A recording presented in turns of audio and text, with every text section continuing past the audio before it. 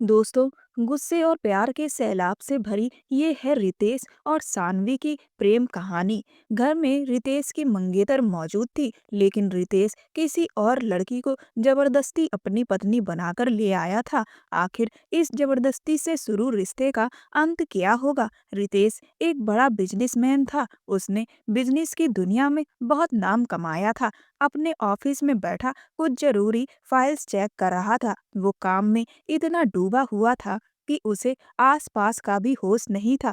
कल उसकी बहुत ही जरूरी मीटिंग थी, इसीलिए वो पूरी तरह से तैयारी में लगा हुआ था। तभी उसका दोस्त रोहन अंदर आया, जो उसके ही ऑफिस में काम करता था। बचपन से दोस्ती थी उनकी, लेकिन कॉलेज के बाद वो दोनों अलग हो गए थे। उसका बैकग्राउंड काफी अच्छा था और उसकी परवरिश भी काफी बेहतर रही थी, इसीलिए वो बिजनेस की दुनिया में कदम रख चुका था। दूसरी तरफ रोहन एक मिडिल क्लास फैमिली से ताल्लुक रखता था। पढ़ाई के बाद उसे नौकरी ढूंढने में काफी परेशानी हुई थी, लेकिन एक दिन जब इत्तेफाक से वह उसके ऑफिस में आया तो रितेश उसे देखते ही खुश हो गया था। वो एक दूसरे के गले मिले, अपनी पुरानी यादें ताजा की और रितेश ने उसे अपने ही ऑफिस में नौकरी दे दी। उसे एक अच्छी नौकरी मिल गई थी और रितेश को उसके बचपन का दोस्त मिल गया था। वो अब भी फाइलों में उलझा हुआ था कि तभी रोहन उसके सामने आकर खड़ा हो गया। उसके चेहरे से साफ लग रहा था कि वह कुछ कहना चाहता है। उसने पूछा, क्या हुआ रोहन, इतनी हिचकिचाहट क्यों? सब ठीक तो है ना? घर में बीवी बच्चे सब सही हैं? रोहन शादीशुदा था, तो उसे लगा शायद घर की कोई परेशानी होगी या फिर उसे छुट्टी वगैरह चाहिए होगी। लेकिन उसने बहुत ही धीमी आवाज में कहा, नहीं रितेश, बल्कि मुझे तुमसे कुछ और जरूरी बात करनी है। मुझे कोई समस्या नहीं है, बल्कि मुझे तुमसे कुछ कहना है। रितेश ने उसे बात आगे बढ़ाने को कहा तो वो बोला, यार रितेश, वो लड़की, इतना कहकर वह चुप हो गया। वो थोड़ा हैरान था। रोहन उसके गुस्से से अच्छी तरह वाकिफ था, इसीलिए वह उससे कोई ऐसी बात कहना नहीं चाहता था जो उसे नाराज कर दे। 8 दिन पहले जो हादसा हुआ था, उसकी बात फिर से होती तो शायद रितेश गुस्से से पागल हो जाता। उसने गहरी सांस लेते हुए पूछा, कौन सी लड़की रोहन, आखिर कहना क्या चाहते हो? रोहन ने कुर्सी खींचकर बैठते हुए कहा, देखो रितेश, मेरी बात ध्यान से सुनो। मैं मानता हूँ कि सतीश ने जो किया वह गलत किया था। उसके लालच की वजह से हमारी कंपनी को बहुत बड़ा नुकसान हो सकता था, यहाँ तक कि वर्कर्स की जान भी खतरे में थी। उसकी गलती माफी के काबिल नहीं थी, लेकिन इसमें उस लड़की का क्या दोष है? रितेश चौंक उठा था। किस लड़की की बात कर रहा है तू? रोहन ने कहा, रितेश, मैं अभी अभी सतीश के घर से ही आ रहा हूँ। जैसा कि तूने कहा था, उनके घर की अच्छे से तलाशी लेने के लिए मैं कुछ आदमियों को लेकर वहां गया था और वहां जो मैंने देखा उसने मुझे अंदर से झकझोर कर रख दिया। सतीश की पत्नी का कुछ महीने पहले देहांत हो चुका है और अब उनके घर में सिर्फ उनकी एक 20-21 साल की लड़की रह गई है। रितेश, हमने सतीश को तो जेल भिजवा दिया है। उसने जो पाप किया था उसकी सजा उसे मिल चुकी है,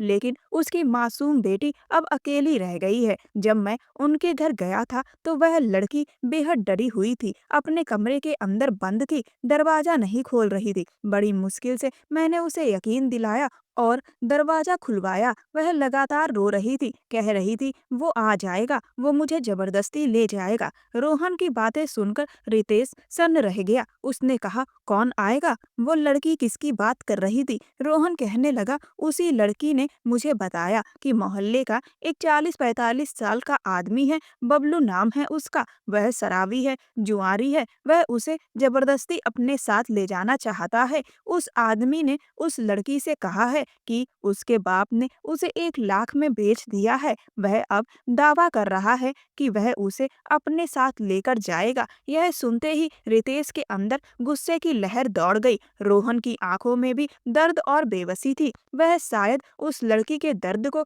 महसूस कर रहा था और उसे समझ आ गया था कि मामला कितना गंभीर है। रोहन आगे कहने लगा, उस मासूम लड़की की क्या गलती है? अगर वह आदमी उसे जबरदस्ती अपने साथ ले गया गया तो उसकी पूरी जिंदगी बर्बाद हो जाएगी। रितेश के हाथ जो फाइल पर जल्दी जल्दी कुछ लिख रहे थे, एक पल के लिए रुक गए। सतीश का नाम सुनते ही उसके अंदर गुस्सा भर आया, लेकिन जो रोहन उसे बता रहा था उसे भी नजरअंदाज नहीं कर सकता था। सतीश ने जो किया था वह बहुत गलत किया था और वो उसे उसके किए की सजा दिलवा चुका था। उसे पुलिस के हवाले कर दिया था। सतीश उसकी कंपनी में चौकीदारी का काम करता था। दोपहर को जब वर्कर्स को लंच की जरूरत होती तो वह उन्हें खाना मुहैया कराता था, लेकिन कुछ महीने से वह उन्हें मिलावटी खाना खिला रहा था और बदले में बाहर से मोटे पैसे कमा रहा था। इस तरह वह कंपनी के वर्कर्स की जिंदगी खतरे में डाल रहा था। जब वर्कर्स की तबीयत खराब होने लगी तो रितेश ने खाने की जांच करवाई, जिसमें सतीश की गड़बड़ी उजागर हुई। उसने एफआईआर की और अंततः सतीश ने अपना जुर्म कबूल कर लिया। राज खुला कि वह जहां से खाना मंगवाता था वहां सस्ता और मिलावटी तेल इस्तेमाल होता था और भी कई घोटाले उसके नाम पर निकले, जिससे उसकी कंपनी को भारी नुकसान हुआ था। खैर उसे सजा मिल गई, लेकिन रितेश को यह नहीं पता था कि उसके घर में उसकी एक 20 साल की बेटी भी है। उसकी पत्नी के देहांत की जानकारी तो थी, लेकिन उसकी बेटी के बारे में नहीं जानता था। अब जब ये बात सामने आई कि उसने अपनी ही बेटी का सौदा कर दिया था, उसके रोंगटे खड़े हो गए। रोहन अब भी रितेश को आस भरी नजरों से देख रहा था, जैसे उसके जवाब का इंतजार कर रहा हो। उसने गहरी सांस ली और कहा, रोहन अब हमें क्या करना चाहिए? उसका बाप तो जेल में है, फिर हम उस लड़की के लिए क्या कर सकते हैं? उसकी बात सुनकर रोहन ने गंभीरता से कहा, फिलहाल तो हमें उसे किसी सुरक्षित जगह पहुंचाना होगा। रितेश ने गहरी सांस ली और अपना सर पीछे कुर्सी से टिकाया। कुछ देर सोचने के बाद उसने कहा, चलो ठीक है, गाड़ी निकालो। उस लड़की के लिए कुछ न कुछ इंतजाम तो करना ही होगा। अगर मेरी वजह से उसकी जिंदगी खराब हुई या उसकी इज्जत पर आंच आई तो मैं खुद को कभी माफ नहीं कर पाऊंगा। रितेश और रोहन जल्दी से सतीश के घर पहुंचे। वहां एक तमाशा सा लगा हुआ था। मोहल्ले के लोग इकट्ठा थे और एक 45 साल का आदमी यानी वही बबलू जोर जोर से दरवाजा पीट रहा था। दरवाजा खोलो, नहीं तो मैं दरवाजा तोड़कर भी अंदर आ जाऊंगा। यह बात मत भूलो कि तुम्हारे बाप ने 2 लाख रुपए में तुम्हें मेरे हाथों बेच दिया है। तुम अब मेरी हो और मुझे कोई रोक नहीं सकता। बाहर आओ, मैं तो तुम्हें अपने साथ ले ही जाऊंगा। तुम इतना डर क्यों रही हो? मैं तुमसे शादी करूंगा, तुम्हें इज्जत के साथ रखूंगा। अंदर से लड़की दरवाजा नहीं खोल रही थी। यह सब देखकर रितेश का खून खौल उठा। वो उस आदमी के पास गया और उसे खींचकर दूर धक्का दे मारा। उसने गुस्से में कहा, शर्म नहीं आती? एक मजबूर लाचार लड़की के साथ जबरदस्ती करते हो? वह आदमी आग बबूला होकर चिल्लाया, साहब आप अमीर होंगे तो अपने घर के होंगे, लेकिन अगर हम गरीबों के मामले में ना बोलें तो ही आपके लिए अच्छा होगा। मैं उस लड़की के साथ कोई जबरदस्ती नहीं कर रहा, बल्कि उसके बाप ने मुझे 2 लाख में अपनी लड़की को बेचा है। उसकी बेशर्मी और घिनौनी बातों ने रितेश के गुस्से को और भड़का दिया। वह कहने लगा, वो मुझसे 2 लाख रुपए ले चुका है और अगर आपको यकीन ना हो तो मोहल्ले वालों से पूछ लो। सतीश एक नंबर का शराबी और जुआरी था। उसने अपनी बेटी का सौदा मेरे साथ किया था। उसने खुद कहा था कि वो अपनी बेटी की शादी मुझसे करेगा और बदले में उसे 2 लाख चाहिए। इससे पहले कि वह अपनी बात पूरी करता, रितेश ने रोहन को इशारा किया। वह उसके इशारे को समझते हुए उसके पास आया। रितेश ने उसके कान में कुछ कहा। उसने फौरन 5 लाख का चेक भरकर उसके सामने रख दिया। रितेश ने बिना कुछ कहे उस चेक पर साइन किए और वह चेक उठाकर उस आदमी के मुंह पर फेंकते हुए कहा, लो तुम्हारे सारे पैसे, आज समेटकर तुम्हारे मुंह पर मार रहा हूँ। अब यहाँ से दफा हो जाओ और दोबारा इस घर के आसपास भी मत दिखना। वह आदमी हैरान होकर चेक को घूरने लगा, लेकिन उसकी नीयत साफ नहीं थी। उसने गुस्से से कहा, मुझे ये पैसे नहीं चाहिए, मुझे बस वो लड़की चाहिए, मैं उससे शादी करूंगा। आप होते कौन हैं हमारे बीच में आने वाले? रितेश का गुस्सा अब फूट पड़ा। वैसे भी उसे गुस्सा जल्दी आता था और उसकी यह बेहयाई देखकर रितेश का खून खौल उठा। उसने उसे गिरेबान से पकड़ा और जोर से धक्का दिया। रितेश ने कहा, अभी के अभी यह चेक उठाओ और यहाँ से दफा हो जाओ। अगर मेरी बात नहीं मानी तो पुलिस को बुलाकर तुम्हें भी जेल की हवा खिला दूंगा। पुलिस का नाम सुनते ही वह डर गया। उसने जल्दी से चेक उठाया और वहां से भाग खड़ा हुआ। रितेश ने आगे बढ़कर दरवाजे पर दस्तक दी। सुनो, दरवाजा खोलो, वह आदमी जा चुका है। अंदर से कुछ हलचल हुई और फिर दरवाजा खुल गया। एक लड़की डरी सहमी खड़ी थी और उसके साथ एक औरत भी थी। उसने उस औरत को कुछ पैसे दिए और कहा, यह पैसे रख लो और घर का खर्चा चलाओ। जो कुछ सतीश ने किया उसकी सजा उसे मिलनी ही थी, इसीलिए मैंने उसे जेल भिजवाया था। उसकी बात सुनते ही वह लड़की रोने लगी। रोते रोते बोली, मेरे पापा ने कुछ भी गलत नहीं किया था। आपने जानबूझकर मेरे पापा को फंसाया है। आपने मेरे पापा को जेल भिजवाया। आपने मुझे अनाथ बनाया है। मैं आपको कभी माफ नहीं करूंगी। उसकी बात सुनकर रितेश की आंखें गुस्से से लाल हो गईं। यह लड़की कौन होती है मुझे यह बताने वाली कि मैंने सही किया या गलत? उसने गुस्से से उसकी ओर देखा और अगले ही पल उसे बाजू से पकड़कर झंझोड़ कर रख दिया। होश में रहकर बात करो। तुम रितेश कुमार से बात कर रही हो। तुम्हारा बाप गलत आदमी था, इसीलिए मैंने उसे सजा दिलवाई थी। तभी वह औरत आगे आई और कहने लगी, साहब माफ कर दीजिए, बच्ची है, इसे यकीन ही नहीं हो रहा कि इसका बाप गलत था। इसका बाप तो हमेशा इससे प्यार से पेश आता था, इसीलिए इसके मन में उसके लिए लगाव और आपके लिए गुस्सा है। रितेश ने उसकी बात समझी और लड़की का बाजू छोड़ दिया, लेकिन वो अब भी यही सोच रहा था कि इस लड़की का क्या होगा। उसने कहा, लेकिन यह अब अकेली कैसे रहेगी? वह औरत नजरें चुराते हुए बोली, साहब मैं भी मजबूर हूँ। इसकी माँ मेरी सहेली थी, इसीलिए मैं मिलने चली आई थी। अब मुझे अपने घर लौटना होगा। लड़की रोते हुए अचानक उस औरत से लिपट गई। मौसी, मुझे अपने साथ ले चलो, मैं यहाँ नहीं रह सकती। बबलू फिर आएगा और मुझे ले जाएगा। मोहल्ले वाले भी मुझे चैन से जीने नहीं देंगे। उस औरत ने खुद को किसी तरह लड़की से छुड़ाया। बेटा, अब तुम्हें अकेले जीने की आदत डालनी होगी। मैं हमेशा तुम्हारे साथ नहीं रह सकती ना। यह कहकर वह औरत जाने के लिए उठ खड़ी हुई और वह लड़की वहीं रोते रोते बैठी रही। रितेश ने उसे कहा, सुनो लड़की, रोने की जरूरत नहीं है। मैं तुम्हारे रहने और खाने पीने का इंतजाम कर दूंगा। चलो अब यहाँ से। रितेश उसका हाथ पकड़कर बाहर लाया, लेकिन तभी बबलू बाहर अपने कुछ आदमियों के साथ खड़ा था। वह उसे डराने के लिए अपने जैसे गुंडे साथियों को लेकर आया था। उसकी नजरें अब भी उस लड़की पर जमी हुई थी। रितेश को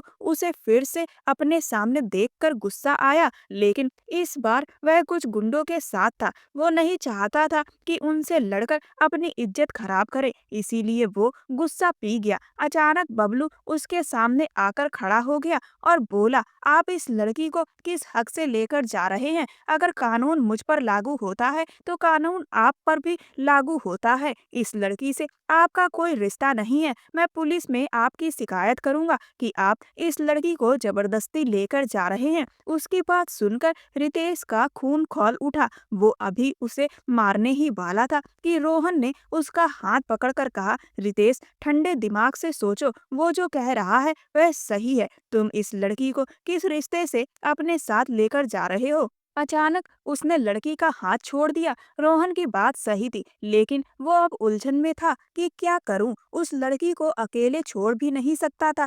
यह लोग और यह माहौल उसे निगल जाते। सब उसे भूखी निगाहों से देख रहे थे। ऐसे माहौल में वह अकेली नहीं रह सकती थी। उसका मकान भी किराए का था और उसके पास कोई रिश्तेदार भी नहीं था। उस वक्त जल्दबाजी में रितेश के दिमाग में बस एक ही ख्याल आया। रितेश उसकी इज्जत और उसकी जिंदगी बचाना चाहता था। घर के अंदर गया और वहां किचन में मौजूद चाकू उठा लाया। उसने बबलू के सामने अपने अंगूठे में एक छोटा सा कट लगाया। उसके अंगूठे से खून निकलने लगा था और रितेश ने उस खून से उस लड़की की मांग भर दी। फिर रितेश गुस्से में बोला, अब यह रितेश कुमार की पत्नी है और वो इसे अपने साथ लेकर जा रहा है।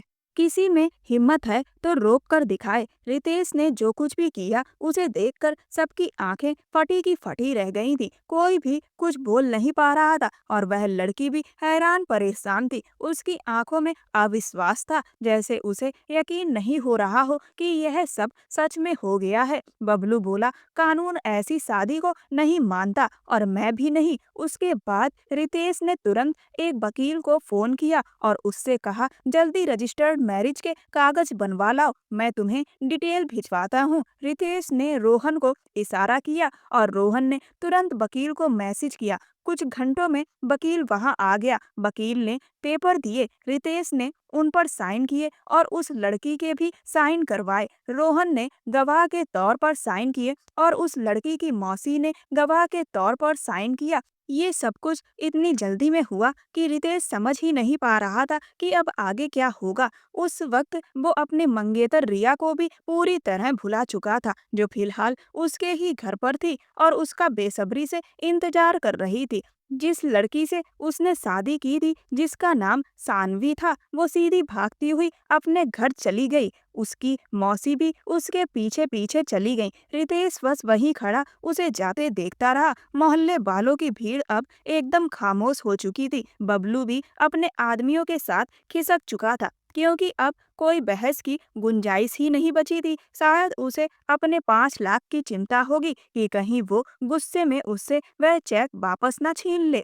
जब रितेश सानवी के घर पहुंचा तो अंदर से उसके रोने और सिसकने की आवाजें सुनाई दी। वह फूट फूट कर रो रही थी और अपनी मौसी से कह रही थी, नहीं, मैं उसके साथ नहीं जाऊंगी, मैं मर जाऊंगी लेकिन उसके साथ नहीं जाऊंगी। वह बहुत बुरा आदमी है, वो एक पत्थर दिल और जालिम इंसान है। उसने मेरे पापा को सजा दिलवाई है। जबकि उसकी मौसी उसे प्यार से समझाने लगी, बच्ची, अब तो तेरी शादी हो चुकी है और वो तेरा पति है, अब तू उससे कहीं भाग कर नहीं जा सकती। जल्दी खुद को तैयार कर और विदाई की तैयारी कर ले। रितेश ने आगे बढ़कर एक नजर सानवी पर डाली, जो हल्के नीले रंग का सलवार सूट पहने हुए थी। वो उसके स्टेटस की बिल्कुल भी नहीं लग रही थी, लेकिन जल्दबाजी और मजबूरी में उसने यह बड़ा फैसला ले लिया था। जैसे ही वो उसके और करीब बढ़ा, रितेश ने फिर से उसकी आवाज सुनी। उसने रितेश को नहीं देखा था, क्योंकि उसकी पीठ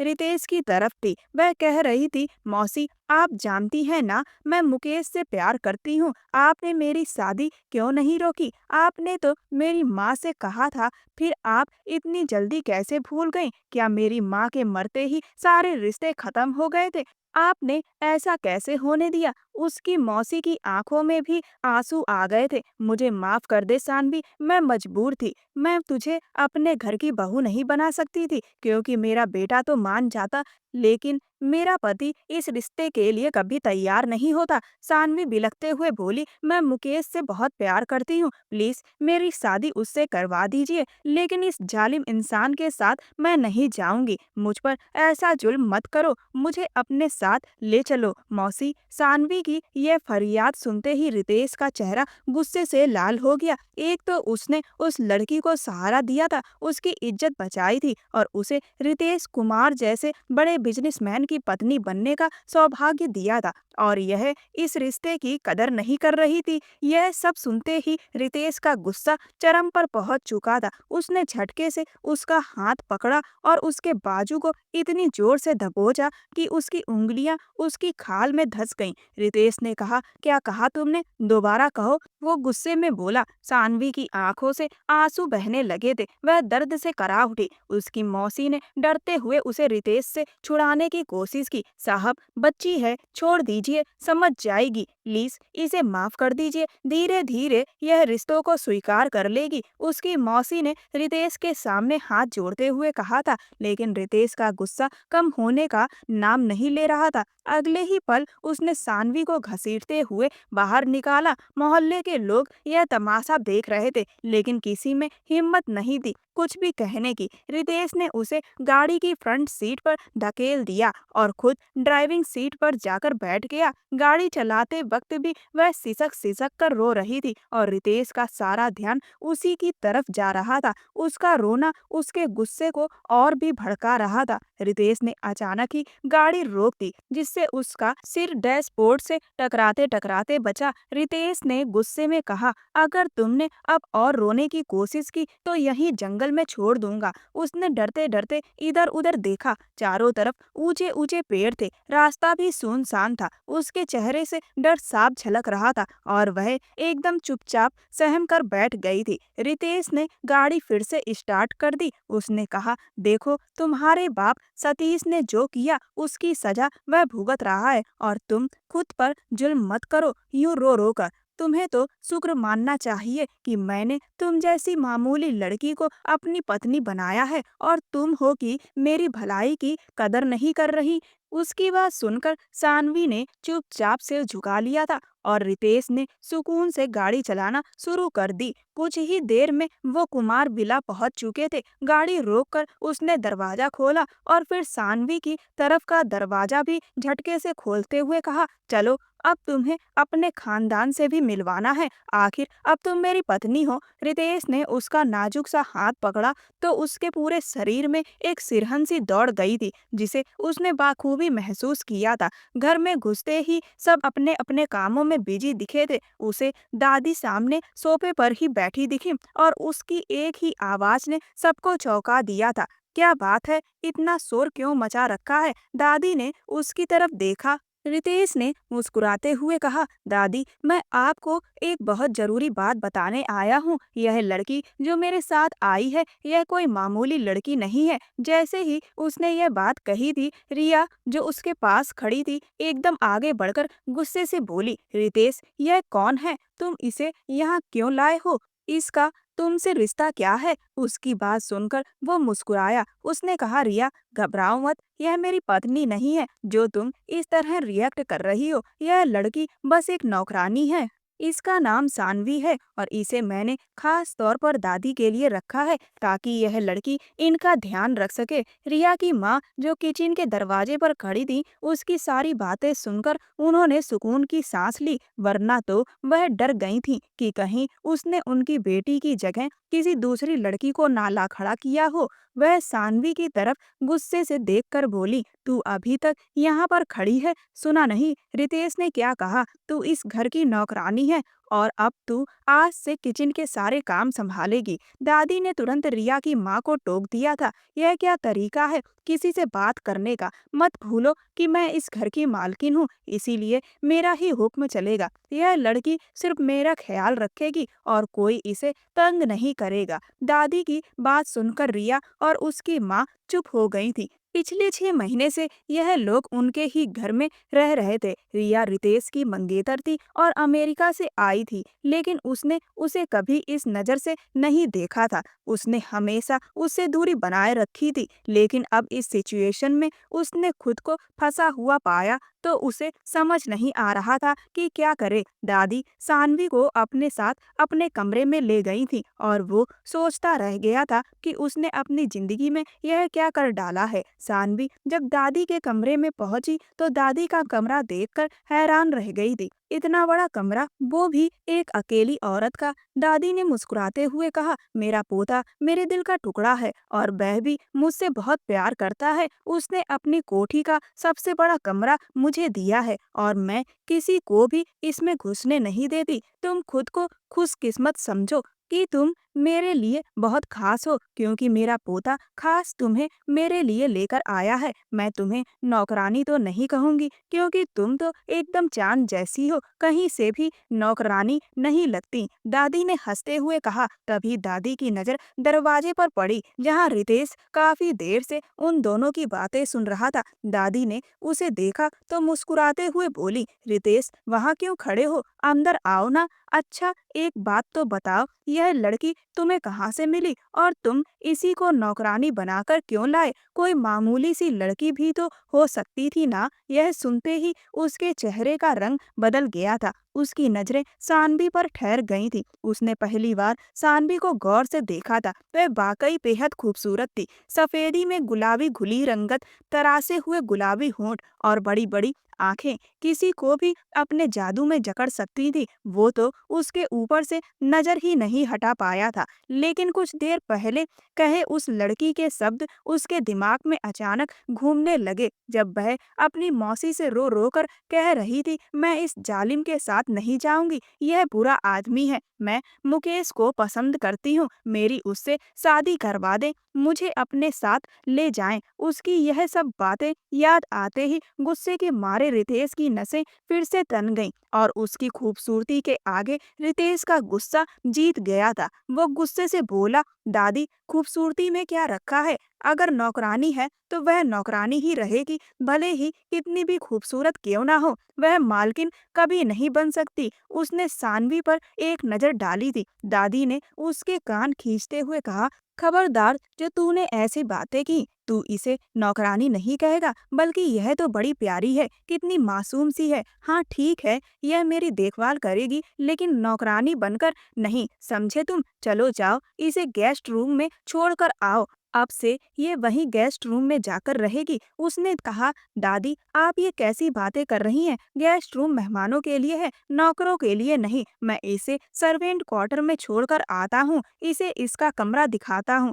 दादी ने दोबारा से उसके कान खींचे। खबरदार, जो इसे सर्वेंट क्वार्टर में छोड़कर आए, यह गेस्ट रूम में रहेगी और यह मेरा हुक्म है। जाओ, इसे गेस्ट रूम में छोड़कर आओ और मुझे मार्केट ले चलो। मैं सुबह से इंतजार कर रही हूँ। मुझे मार्केट से कुछ सामान खरीदना था और अब तो इस लड़की के लिए कुछ कपड़े भी खरीदने होंगे। रितेश ने कहा, दादी, आप किसी ड्राइवर के साथ या फिर रिया के साथ चली जाती। रिया का नाम सुनते ही दादी बोली, ना बाबा ना, उस लड़की के साथ मैं ना जाती। रिया के नाम पर दादी का मुंह बन गया था। रिया से उसकी मंगनी उसके पापा की पसंद पर हुई थी, क्योंकि रिया उसके पापा के दोस्त की बेटी थी। दादी की इसमें उनकी अपनी कोई मर्जी शामिल नहीं थी। खैर, रितेश ने सानवी को गेस्ट रूम में छोड़ा। गेस्ट रूम में आने के बाद उसने सानवी को बेड पर धक्का देकर गुस्से से बोला था, यह मत भूलो कि तुम्हें गेस्ट रूम मिल गया है तो तुम यहाँ की मालकिन बन जाओगी।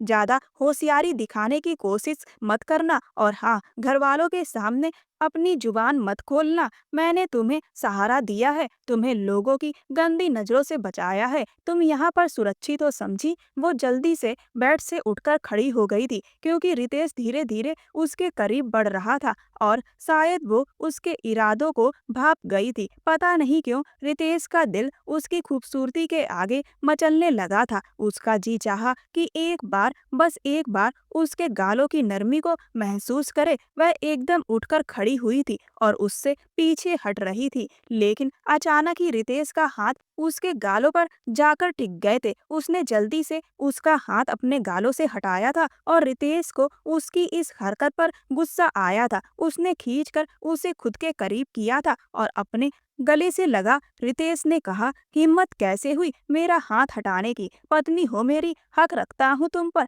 चाहूँ तो अभी के अभी तुम्हारे साथ, लेकिन नहीं, अभी फिलहाल मेरा कोई मूड नहीं है। यह कहकर उसकी उंगलियों ने उसके बालों को ठीक किया और अगले ही पल बिना सोचे समझे उसे फिर गले लगा लिया। वह उसकी पकड़ से आजाद होना चाहती थी। अपने नाजुक हाथों से वह उसे धक्का दे रही थी और अगले ही पल वो उससे दूर हुआ था। उसकी आंखों में बेबसी थी। पता नहीं क्यों रितेश को उस लड़की को तंग करने में मजा आ रहा था। उसने शरारत से मुस्कुराते हुए कहा, क्यों, क्या इरादा है? जो काम रात को करना चाहिए अभी कर लेते हैं। आखिर आज हमारी शादी की पहली रात है। मैं रात का इंतजार नहीं कर सकता। बड़ी जालिम चीज हो, दिल की धड़कनें शोर मचाने लगी हैं। यह कहकर उसने उसे और भी कसकर अपनी ओर खींचा था। रितेश की बात पर उसकी आंखों में आंसू आ गए थे। उसकी बेबसी रितेश को मजा दे रही थी। उसे सताकर उसके दिल को बड़ा सुकून मिल रहा था। जब उसने हकलाती हुई कहा, प्लीज प्लीज मेरे करीब मत आइए, मुझे डर लग रहा है, और उसकी इस बात पर रितेश के चेहरे पर एक मुस्कान आई थी।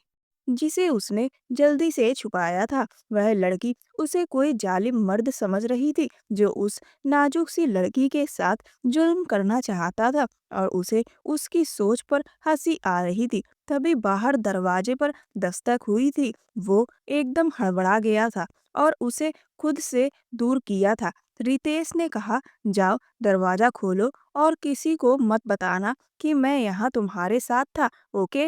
वह जल्दी से सिर हिलाते हुए उससे दूर हटी थी, जैसे वह इसी मौके की तलाश में हो। वो पिछले दरवाजे से निकल गया था। जाते जाते उसने आवाज सुनी थी। दरवाजे पर रिया थी। उसे पता था अब रिया अपना गुस्सा इस लड़की पर जरूर निकालेगी, लेकिन उसे दादी को मार्केट ले जाने की जल्दी थी, इसीलिए वो वहां से निकल आया था। और फिर वाकई रिया ने सानवी पर अपना खूब गुस्सा निकाला था। उसने आते ही सानवी को बालों से कसकर पकड़ा था। तुम्हारी हिम्मत कैसे हुई यहाँ गेस्ट हाउस में आने की? तुम्हारी औकात इतनी नहीं है कि तुम यहाँ इस रूम में रहो। अभी के अभी अपना सामान उठाओ और सर्वेंट क्वार्टर में जाकर रहो, समझी? सानवी धीरे से बोली, लेकिन मुझे तो यहाँ दादी ने भेजा है, मैं यहाँ से कहीं नहीं जाऊंगी। उसकी हिम्मत पर रिया ने उसे जोरदार थप्पड़ मारा था। तुम्हारी इतनी हिम्मत कि तुम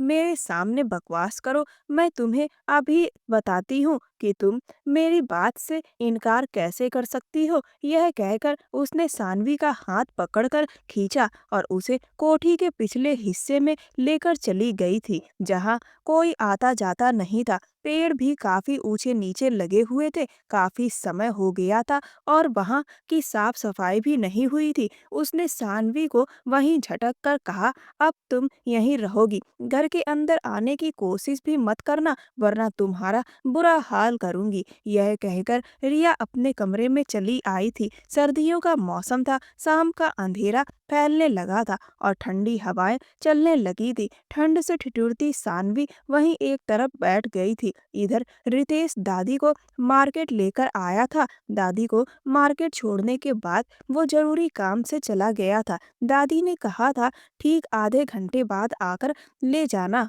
और ठीक आधे घंटे बाद जब वो दादी को लेकर आया तो रास्ते में दादी अपनी दोस्त से मिलने चली गईं। उसे भी मजबूरन दादी के साथ जाना पड़ा। और जब दो औरतें मिलकर बैठी तो जो बातों का सिलसिला चला था उसके कानों से खून निकलने लगा था। वो कितनी ही बार दादी को आंखों आंखों में इशारा कर चुका था, दादी चले, काफी देर हो गई है। लेकिन दादी भी जैसे पूरी तरह ढीठ बनी बैठी थी। उसे यूं नजरअंदाज कर रही थी जैसे वो उनके सामने बैठा ही नहीं है। हर कोई उसके गुस्से से कांपता था, लेकिन दादी को उसके गुस्से की जरा भी परवाह नहीं थी। रितेश गुस्से में पहलू पर पहलू बदल रहा था और कहीं 10 बजे जाकर दादी की बातों का सिलसिला कुछ थमा था और वो सोफे से उठकर खड़ा हुआ था। दादी को भी अंदाजा हो गया था कि अब वो और ज्यादा नहीं बैठने वाला, तो दादी भी अपनी सहेली को अलविदा कहते हुए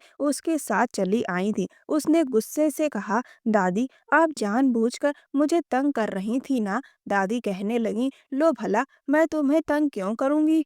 अब इतने समय बाद रीता से मिली थी तो क्या 2 घड़ी सुकून से बात भी ना करती? तुझे बड़ी जल्दी रहती है। तुझे कौन सा घर जाकर पहाड़ तोड़ने थे? अगर मेरे साथ बैठ गया कुछ देर तो क्या हो गया? उसने कहा, दादी मुझे और भी काम होते हैं। आपको इतना ही कहीं घूमना फिरना है तो आप ड्राइवर के साथ चली जाया करें। मेरा टाइम वेस्ट क्यों करती हैं?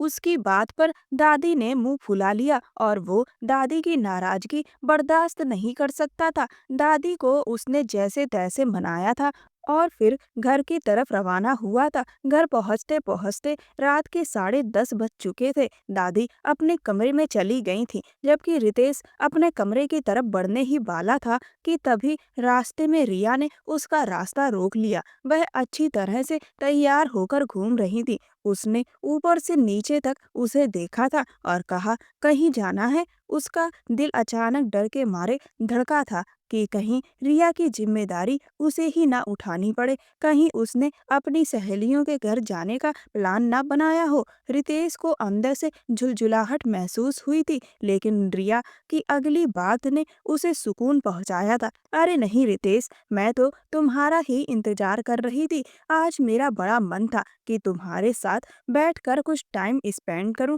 मैं गर्मा गर्म कॉफी बनाकर लाती हूँ और तुम्हारे कमरे में चलकर कॉफी पीते हैं, साथ में ढेर सारी बातें भी करेंगे। यह कहकर रिया उसे वहीं परेशान सा छोड़कर किचन में चली गई थी और वो थके कदमों से अपने कमरे में आ गया था। उसका इरादा सानवी के पास जाने का था। उसने दिन में उसे काफी तंग किया था, बहुत परेशान किया था। उसने सोचा था कि वो उससे माफी मांगेगा और उसे समझाने की कोशिश करेगा कि धीरे धीरे सब कुछ ठीक हो जाएगा, लेकिन अभी फिलहाल वो अपने रिश्ते को इतनी जल्दी उजागर नहीं कर सकता था। लेकिन रिया के इस प्लान ने सब कुछ गड़बड़ कर दिया था। खैर, वो बेमन से अपने कमरे में आ गया था। थोड़ी देर बाद ही रिया 2 मग कॉफी के साथ आई थी। आते ही उसने रूम की लाइट ऑफ कर दी। कमरे में जगह जगह कैंडल्स जलाकर माहौल को काफी रोमांटिक बना दिया था। वो उसके पास आकर बैठ गई थी। जितना वो उससे दूर रहने की कोशिश कर रहा था,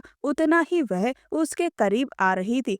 उसने मुस्कुराते हुए कहा, रितेश, तुम तो मुझसे ऐसे दूर भाग रहे हो जैसे मैं तुम्हारे लिए कोई अजनबी हूँ। मैं तुम्हारे साथ कुछ रोमांटिक पल बिताना चाहती हूँ, प्लीज मेरे करीब आओ ना। यह कहकर वो रितेश के और भी करीब हुई थी, लेकिन रितेश को अंदर से एक अजीब सी बेचैनी और झुलझुलाहट महसूस हो रही थी। कुछ ही देर में उनकी कॉफी खत्म हो गई थी। उसने हल्के से कहा, अच्छा रिया, अब तुम जाओ, 11 बज चुके हैं, तुम्हें सो जाना चाहिए। रिया ने उसकी बात पर हंसते हुए कहा, तो क्या हुआ, अभी तो मैं और तुम्हारे साथ थोड़ा टाइम बिताऊंगी। उसने एलसीडी पर एक रोमांटिक मूवी लगा दी और बोली, पहले हम मूवी देखेंगे, बातें करेंगे, उसके बाद ही मैं जाऊंगी। मूवी काफी रोमांटिक थी, लेकिन रितेश का मन वहाँ नहीं था। उसका दिल तो सानवी में उलझा हुआ था। तभी रिया ने अचानक कहा, तुम्हें पता है वो नौकरानी जिसे तुम सुबह लेकर आए थे, उसकी इतनी हिम्मत हो गई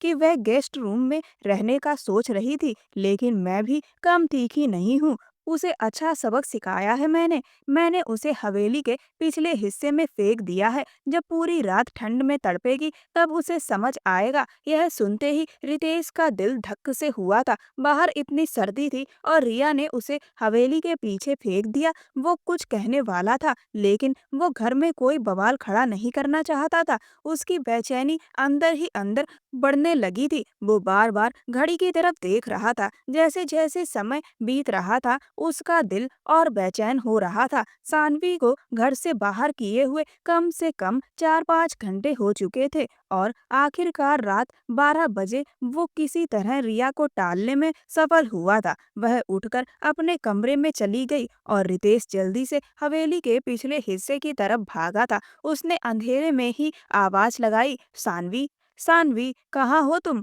लेकिन कोई जवाब नहीं आया। तभी कोने में बैठी एक छाया पर उसकी नजर पड़ी थी। वह सानवी थी, जो ठंड से ठिठुरती हुई एक कोने में बैठी थी, बिल्कुल निडाल। वो जल्दी से उसके पास पहुंचा और उसे कंधे से पकड़कर हिलाया, सानवी उठो, अंदर चलो। लेकिन वह कुछ भी नहीं बोल रही थी। उसका शरीर कांप रहा था, उसके होंठ नीले पड़ चुके थे। रितेश ने जल्दी से अपने कंधों पर पड़ी शॉल उतारकर उसके चारों ओर लपेट दी और उसे अपनी बाहों में उठाकर अपने रूम में लाया था। उसे बेड पर लिटाकर उसने दरवाजा बंद किया और लाइट ऑफ कर दी, ताकि रिया को लगे कि वो सो गया है।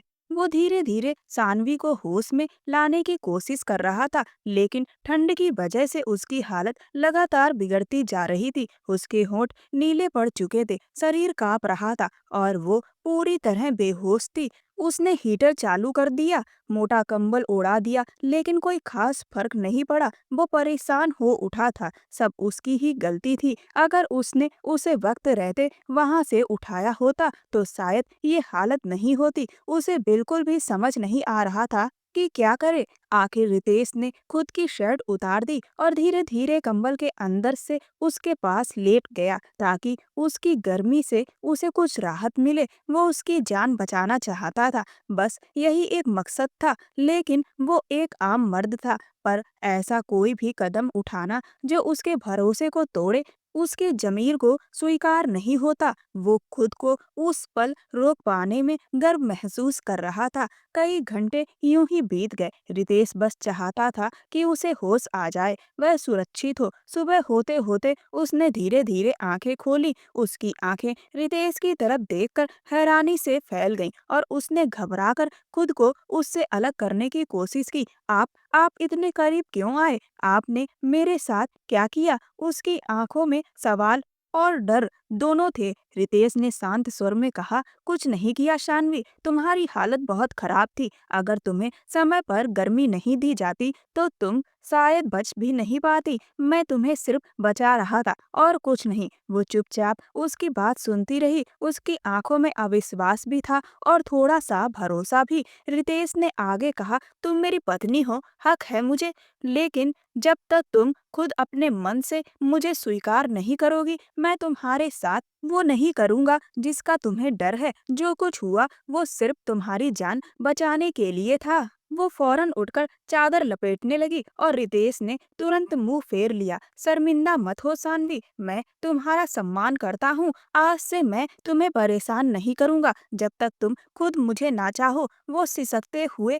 बोली, अगर अगर मैं प्रेग्नेंट हो गई तो क्या होगा मेरा? रितेश ने उसकी ओर देखा। कुछ नहीं होगा, ऐसा कुछ नहीं हुआ है जिससे तुम्हें डरना पड़े, और अगर कभी ऐसा दिन आए तो मैं हर हाल में तुम्हारा साथ दूंगा। लेकिन फिलहाल तुम बस आराम करो। उसके चेहरे पर हल्की राहत उभरी। शायद पहली बार उसने रितेश के अंदर एक इंसान देखा था जिसके साथ वह सुरक्षित थी। सानवी आंखें फाड़ फाड़ कर उसके कमरे को देख रही थी। वो बिना कुछ कहे टॉवेल लेकर बाथरूम में चला गया। जब नहाकर बाहर आया तो रितेश ने इर्द गिर्द सिर्फ टॉवेल लपेटा था। उसे देखकर सानवी ने तुरंत अपनी नजरें झुका ली। वह घबराई हुई थी और चुपचाप बेड पर बैठी अपनी उंगलियां मरोड़ रही थी। रितेश ने बाल सुखाते हुए पूछा, अब क्या सोच रही हो? जाओ जल्दी से फ्रेश हो जाओ, उसने धीमी आवाज में कहा। मेरे पास पहनने को कुछ नहीं है। उसकी बात सुनकर वो कुछ पल चुप रहा।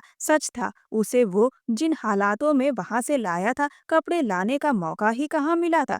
फिर उसे याद आया कि दादी जब मार्केट गई थी तो उन्होंने सानवी के लिए कुछ कपड़े खरीदे थे जो उसकी गाड़ी में रखे हुए थे। वह तुरंत दौड़कर गया और गाड़ी से उन कपड़ों को निकाल कर लाया। ये पहन लो, कल तुम्हारे लिए दादी ने लिए थे। उसने चुपचाप कपड़े लिए और वॉशरूम में चली गई। जब वो बाहर आई तो सलवार सूट में बेहद मासूम लग रही थी। वह नजरें चुराते हुए धीरे से कमरे के एक कोने में जा बैठी। उसकी झिझक साफ झलक रही थी, लेकिन उसका यही संकोच रितेश को बहुत कुछ महसूस करा रहा था। उसने अपने हाथ में लिया लैपटॉप साइड में रखा और धीरे धीरे उसके पास गया। वह घबराकर थोड़ी दूर खिसकने लगी।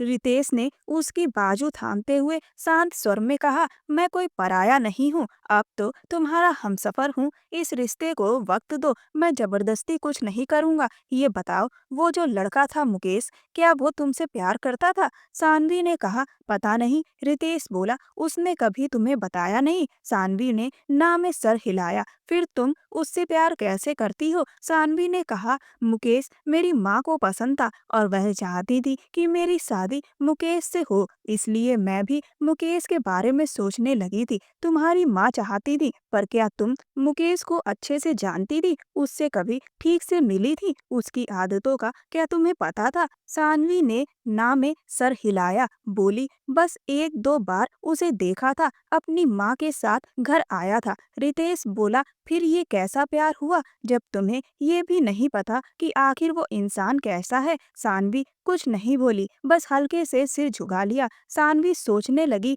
कि आखिर रितेश सच ही तो कह रहा है। पता नहीं मुकेश व्यवहार में कैसा हो। उसने तो बिना सोचे समझे ही बस अपनी माँ के कहने पर मुकेश के सपने देखना शुरू कर दिया था। वह सपना सिर्फ एक वहम भी तो हो सकता था। और आखिर मुकेश अगर मुझसे प्यार करता तो वह अपने पिता को मनाने की कोशिश करता, लेकिन उसने ऐसा नहीं किया था। इसका मतलब ये प्यार नहीं था, सिर्फ एक वहम था। वो रितेश के कमरे से निकल गई और दादी का ख्याल रखने उनके पास चली गई। दादी सानवी से बहुत खुश थी। उन्हें सानवी बहुत पसंद आ रही थी। रात को सानवी गेस्ट रूम में बैठी थी कि तभी दरवाजे पे दस्तक हुई। वो डर गई कि कहीं फिर से रिया ना आ गई हो। उसने डरते हुए दरवाजा खोला तो चौंक गई। सामने रितेश खड़ा था। उसने मुस्कुरा कर कहा, क्या मुझे अंदर आने की इजाजत है? सानवी दरवाजे के सामने से हट गई। रितेश आया और बेड पर बैठ गया। सानवी भी उसके पास बेड पर बैठ गई। रितेश ने उससे हल्के अंदाज में कहा, पता है, दादी की एक ख्वाहिश है। वो चाहती हैं कि अपने पोते की गोद में परपोता या परपोती देखे। इतना कहकर वो मुस्कुरा पड़ा। अब अगर उन्हें पता चल गया कि तुम मेरी पत्नी हो तो घर में सुबह काफी कुछ होगा, लेकिन उससे पहले क्यों ना इस रात को सुकून भरी यादों में बदल दें। उसने पहली बार रितेश की बात पर हल्की मुस्कान दी थी। शायद पहली बार उसने रितेश के भीतर के नरम इंसान को महसूस किया था। रितेश ने धीरे से उसका हाथ थामा और कहा, मैं चाहता हूँ कि हम इस रिश्ते को सच्चे मन से अपनाएं, एक नई शुरुआत करें, तुम्हारी मर्जी के साथ, तुम्हारे सम्मान के साथ। उसकी आंखों में पहली बार डर नहीं था, सिर्फ विश्वास की एक हल्की चमक थी। उस रात रितेश ने उसे पत्नी का दर्जा दिल से दिया था और खुद से कहा था कि मैं उसका हमेशा ख्याल रखूंगा, उसका सम्मान करूंगा, उसे कभी मजबूरी में नहीं जीने दूंगा। उस दिन जब रितेश दादी को मार्केट से लेकर आया था और दादी उससे नाराज हो गई थी, तो उसे दादी को मनाने का एक आइडिया आया था। उसने दादी को बता दिया कि सानवी उसकी पत्नी है, उसने उससे शादी की है। पहले तो दादी चौंकी, पर जब रितेश ने सारी बात बताई उसके बाद दादी खुश हो गई, क्योंकि दादी रिया को बिल्कुल भी पसंद नहीं करती थी और सानवी उन्हें बहुत पसंद थी। और अगली सुबह रितेश और सानवी के रिश्ते का एक नया उजाला और नया सफर शुरू होगा। लेकिन उनकी सुबह की शुरुआत रिया की चीख पुकार से हुई थी। रितेश ने तो अपने कानों में उंगलियां डाल ली थी, जबकि सानवी भी उसे डरी हुई नजरों से देखने लगी। रितेश ने उसे अपने करीब किया और कहा, डरने की जरूरत नहीं है, सब कुछ ठीक हो जाएगा। जब वो कमरे से निकला तो रिया गुस्से से आग बबूला होकर चीखने लगी, क्यों किया तुमने ऐसा? बताओ ना, मैं कब से तुम्हारा इंतजार कर रही हूँ और तुमने उस मामूली सी नौकरानी को अपनी पत्नी बना लिया। क्यों किया ऐसा? रितेश, कह दो कि दादी मजाक कर रही हैं। वह जुनून में उसे कॉलर से पकड़कर झिझोड़ने लगी। रितेश ने उसे खुद से अलग किया, गहरी सांस ली और ठंडे दिमाग से कहा, रिया, दादी जो कह रही हैं वह सच है। कुछ ऐसे हालात बन गए थे कि मुझे सानवी से शादी करनी पड़ी। मेरी मजबूरी को समझो। रिया बोली, ठीक है, मजबूरी में शादी की थी ना, अब मजबूरी खत्म हो गई है तो तुम उसे छोड़ दो। मैं तुमसे शादी कर लूंगी, उसे किसी और से ब्याह दो, मैं तुम्हारे बिना नहीं रह सकती। रितेश ने उसे शांत करने की कोशिश करते हुए कहा, पागल मत बनो, शादी कोई गुड्डे गुड़ियों का खेल नहीं है। सानवी अब मेरी पत्नी है और इसी हैसियत से इस घर में रहेगी। और वैसे भी मैंने कभी तुमसे शादी का नहीं कहा था, मैं तुम्हें पसंद नहीं करता। ये रिश्ता तो मेरे पापा और तुम्हारे मम्मी पापा ने तय किया था, मैंने नहीं। यह कहकर रितेश ने अपनी उंगली में पहना मंगनी का छल्ला उतारकर उसके हाथ में रख दिया। लो, अब ये मंगनी भी खत्म। मैं तुम्हें हमेशा एक मेहमान मानता रहा और ये बात मैंने पहले भी कई बार साफ की थी, लेकिन तुम ही थी जो जिद करके मेरे पीछे पड़ी रही। तभी रिया की माँ आई और बोली, तुम ऐसा कैसे कर सकते हो? तुम्हें पता है ना तुम्हारे पापा के ऊपर राजीव जी के कितने एहसान हैं? रितेश ने बेरुखी से कहा, ये मेरा मसला नहीं है, जाकर डैड से बात कीजिए। वैसे भी उन्होंने कभी मुझसे कोई रिश्ता नहीं निभाया, तो अब मैं अपनी जिंदगी के फैसले खुद लूंगा। वो दोनों गुस्से से भरे हुए वहां से चले गए। अगले दिन दादी ने एक बड़ा फंक्शन रखा, सानवी की मुंह दिखाई का। दादी सबको प्राउडली बताना चाहती थी कि उनके पोते की शादी हो गई है और उनकी बहू चांद का टुकड़ा है। फंक्शन में सानवी बेहद खूबसूरत लग रही थी। रितेश सबको गर्व से बता रहा था कि वो उसकी पत्नी है। और जब वो उसके बारे में इतनी मोहब्बत और फख्र से बोल रहा था, सानवी की आंखों में नमी उतर आई थी। रितेश ने सानवी से कहा, मुझे तुम्हारे जैसी शालीन और लोगों का सम्मान और अपनापन देने वाली लड़की ही चाहिए थी। रिया खुदगर्ज थी, उसे दूसरों का सम्मान करना तो आता ही नहीं था, इसीलिए वो मेरे दिल में कभी जगह नहीं बना पाई और तुम सीधा मेरे दिल में उतर गई। सानवी ने सुकून से अपना सिर रितेश के कंधे पर टिका दिया। रितेश ने उसके माथे को सहलाते हुए उसके कान में धीमे से कहा, अपने दिल और दिमाग से सारे शक निकाल दो। तुम सिर्फ मेरी हो, मेरे अलावा किसी और का ख्याल भी अपने मन में मत लाना। सानवी मुस्कुराते हुए बोली, वरना क्या करोगे? रितेश ने मजाकिया लहजे में कहा, वरना जान दे दूंगा। और हाँ, मुकेश का ख्याल तो बिल्कुल निकाल देना। उसकी बात पर सानवी हंस पड़ी। उसने कहा, मुझे मुकेश से कोई जुनूनी मोहब्बत नहीं थी। बस माँ की सहेली ने माँ से कहा था कि मुझे अपने बेटे की दुल्हन बनाएंगी, और उस वक्त मुझे तुमसे बहुत डर लगता था कि तुमने मेरे पापा को फंसाया है। लेकिन बाद में जब सच पता चला कि पापा ही दोषी थे, तब मुझे शर्म आई।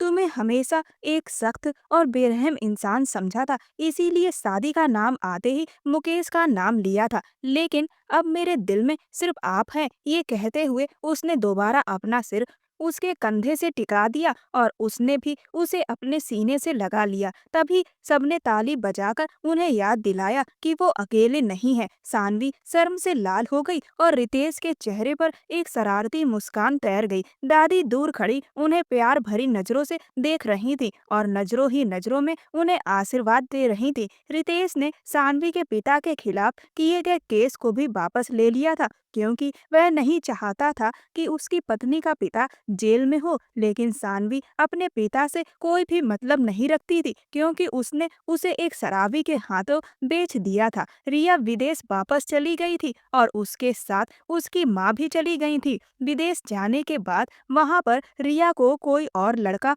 मिल गया जो उसके हिसाब का था। उसके बाद उसने उसके साथ शादी कर ली और शादी के 2 साल बाद रितेश और सानवी ने दादी जी की इच्छा पूरी कर दी। अब दादी को एक प्यारी सी पोती मिल गई थी। रितेश और सानवी एक प्यारी सी बच्ची के पेरेंट्स बन गए थे। रितेश ने सानवी को इज्जत और सम्मान देकर और उसकी जिंदगी में वफादारी और ढेर सारा प्यार भरकर उसे अपनी मोहब्बत में रंग लिया था। अब वो एक दूसरे के बगैर अधूरे थे। दोस्तों, पति पत्नी के रिश्ते की नींव अगर सम्मान, वफादारी और प्रेम पर रखी है, तो वो रिश्ता बेहद मजबूत होता है। और सही मायने में जीवन साथी वही होता है जिसे मन और आत्मा से जीवन साथी स्वीकारा जाता है। इसीलिए शादी तभी करनी चाहिए जब मन राजी हो। जबरदस्ती के बंधन में बंधकर जिंदगी को बर्बाद नहीं करना चाहिए। आपको रितेश का किरदार कैसा लगा, मुझे कमेंट बॉक्स में जरूर बताएं। साथ ही साथ